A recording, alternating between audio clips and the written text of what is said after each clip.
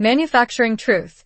How FactShala Shapes India's Media Mindscape, written by Aditi Joshi. FactShala's training of over 75,000 Indian media professionals, although presented as a campaign for media literacy and combating misinformation, reflects a Western liberal left perspective. Its teaching methods risk sidelining India's own dharmic and civilizational ways of understanding knowledge by making journalism conform to Western ideas of truth and objectivity. In recent years, India has seen a surge in fact-checking and media literacy, programs that claim to fight misinformation and strengthen journalistic standards. These initiatives are often promoted as neutral and civic-minded efforts to build public awareness and critical thinking. Among them, FactShala stands out for its scale and international connections. Supported by the United States Agency for International Development, USAID, and implemented through Indian partners such as DataLeads, Alt News, and the Sambhaavnaa Institute, FactShala claims to have trained more than 75,000 media professionals across the country. Its leadership and mentors include some of India's most recognized media figures: Rita Kapoor of The Quint, Shekhar Gupta of The Print, J.M. Matthew of Malayalam Manorama, and Faye D'Souza of Beetroot News, placing the initiative firmly within the country's mainstream media establishment. On the surface, FactShala appears to be a forward-looking program dedicated to improving media literacy and encouraging responsible reporting. Yet beneath this educational mission lies a deeper tension. Its design, funding, and institutional partnerships suggest that it also serves as a channel for importing Western ideas about truth, objectivity, and democracy. While the program may help participants sharpen journalistic skills, its underlying outlook reflects a particular ideological stance, one that aligns with global liberal left assumptions often presented as universal. This creates an uneven field where certain worldviews are elevated as neutral, while others, especially those rooted in indigenous or dharmic traditions, are marginalized as biased or regressive. Such efforts form part of a larger global pattern where development aid and capacity building initiatives double as instruments of soft power. Through programs like FactShala, external actors shape not only how facts are verified but also how truth itself is defined. In a diverse and civilizationally complex country like India, this dynamic risks narrowing the space for homegrown perspectives, traditional reasoning, and culturally grounded ideas of knowledge and ethics. This essay examines FactShala as more than a media training project. It explores how foreign funding, institutional networks, and ideological influence intersect to shape India's media and information ecosystem. By tracing these links, it argues that the battle over misinformation is not only about verifying facts, it is also about who holds the authority to define truth and whose voices set the boundaries of India's public discourse.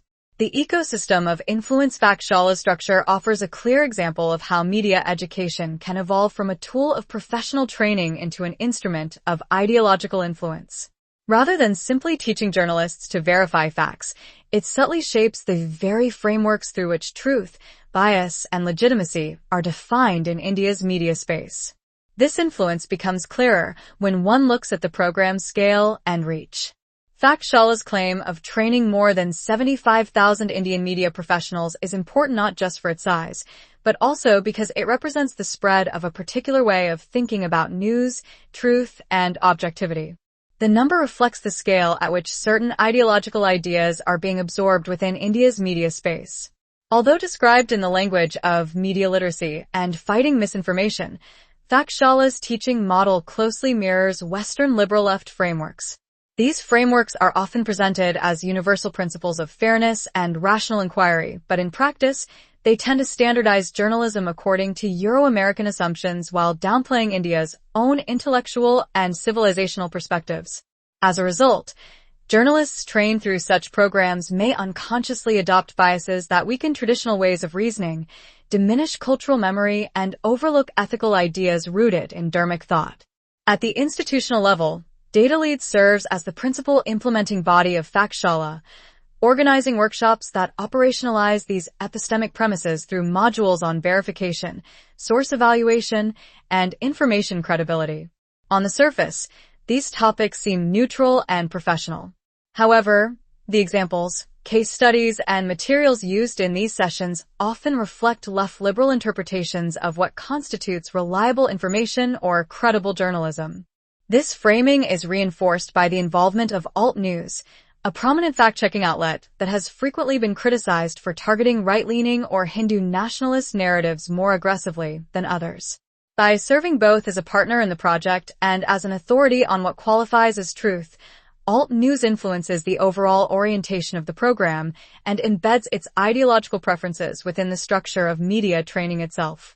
Complementing this ecosystem is the Sambhaavnaa Institute, an overtly activist organization that frames media literacy within the larger context of social justice, identity politics, and civic activism. Its role helps transform theoretical ideas into organized social action, giving the initiative a wider cultural and political reach. Taken together, these institutions constitute a symbiotic ecosystem wherein media literacy becomes less a pedagogical exercise in critical reasoning and more a project of ideological calibration. Through workshops, collaborations, and media outreach, they cultivate a discursive environment that presents the global left-liberal consensus as journalistic common sense. When this imported consensus is applied to India's social and political realities, it influences how newsrooms operate, how stories are framed, and even how India itself is perceived abroad. What appears to be a well-meaning effort to build media responsibility may therefore also serve as a tool of influence. Instead of encouraging independent thinking, it risks deepening intellectual dependence, where Indian journalism increasingly reflects Western worldviews at the cost of its own cultural and philosophical autonomy. The deep state dimension, the funding trail leading to the USAID, warrants careful investigation. Since its establishment in 1961, USAID has operated not merely as an instrument of humanitarian assistance or economic development, but as a key arm of American soft power, a conduit through which political values, governance models, and normative frameworks are exported under the banner of development aid. Scholars of international relations and post-colonial studies have long observed that USAID's interventions in Latin America, Africa, and Asia have frequently transcended the material realm of economic support, extending instead into the ideological architecture of governance and civic life. Concepts such as democracy, human rights, and civil liberties, though ostensibly universal, are often defined and operationalized through a distinctly American ideological grammar, thereby embedding Western liberal democratic assumptions into the institutional DNA of partner nations. In this context, FactShala emerges not as a neutral media literacy initiative, but as part of a longer historical trajectory wherein capacity building becomes a euphemism for ideological standardization. Through its funding and design ties to USAID, FactShala serves as part of a larger effort to embed global liberal left narratives within India's media and information space. The program's focus on tackling fake news and hate speech, though presented as neutral, operates within a framework that favors certain worldviews over others. Such framing has profound implications in a country like India, where civilizational pluralism and contestation are intrinsic to the public sphere, and where the definition of truth, or hate, is inseparable from political, cultural, and religious context. The issue, therefore, extends beyond journalism training to questions of sovereignty and intellectual autonomy. When foreign-funded initiatives shape domestic discourses on credibility and verification, they also influence what counts as legitimate knowledge. The seemingly technical terms fake news and misinformation acquire political meaning when filtered through Western frameworks. As a result, viewpoints challenging global liberal orthodoxy, especially those rooted in Hindu civilizational or nationalist thought, are often dismissed as propaganda or extremism. This raises urgent questions central to India's democratic and epistemological independence. Who retains the authority to define truth in India's media environment? Are journalists and citizens trained to think critically or to think within ideologically approved boundaries? To what extent do such interventions subtly reframe India's internal discourses on democracy, communal harmony, and freedom of expression in ways that serve external geopolitical and ideological interests? Viewed within the broader history of foreign-funded programs in the Global South, FactShala exemplifies a power shift. The struggle for sovereignty now extends beyond borders and economies to the cognitive and cultural domains. Media workshops and literacy campaigns become new instruments through which national identity and knowledge are negotiated. What appears as a benign educational effort can thus operate as a tool of influence, gradually narrowing India's ability to define truth and tell its own story on its own terms. Impact on India's image abroad. The Indian diaspora, particularly across North America and Europe, increasingly engages with India not through direct experience, but through global media narratives, academic analysis, and advocacy networks. This mediated relationship means that many overseas Indians understand their homeland through the filters of Western newsrooms, think tanks, and NGOs rather than through lived familiarity. Their perceptions are therefore shaped by frameworks and assumptions that often differ from India's civilizational and socio-political realities. When domestic fact-checking initiatives such as FactShala are influenced by Western funding and ideological models, they begin to echo left-liberal critiques of India's politics, religion, and society. This alignment significantly shapes how the diaspora interprets India. The resultant image often privileges themes of communal polarization, democratic regression, and majoritarianism, creating a simplified and negative portrait that fails to capture India's pluralism and diversity. This phenomenon generates a self-reinforcing perceptual cycle.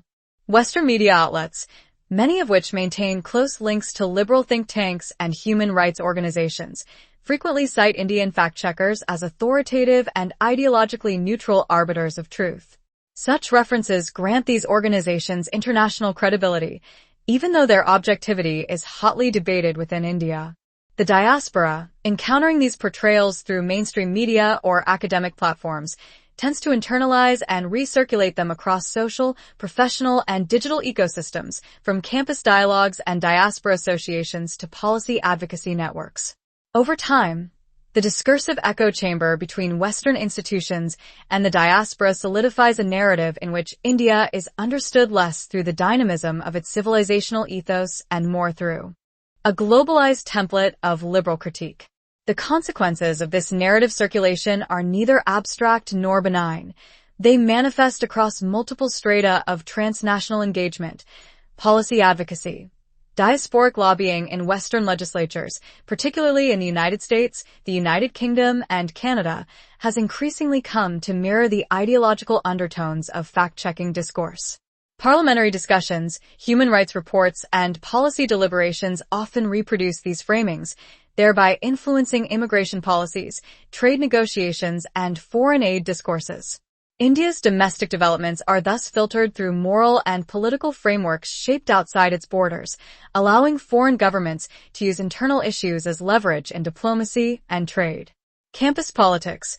Within universities, especially in the humanities and social sciences, student organizations and academic forums frequently appropriate the fact-checker framing of India's democracy. This has generated new forms of polarization among Indian-origin students, dividing them along ideological lines reminiscent of India's own political cleavages.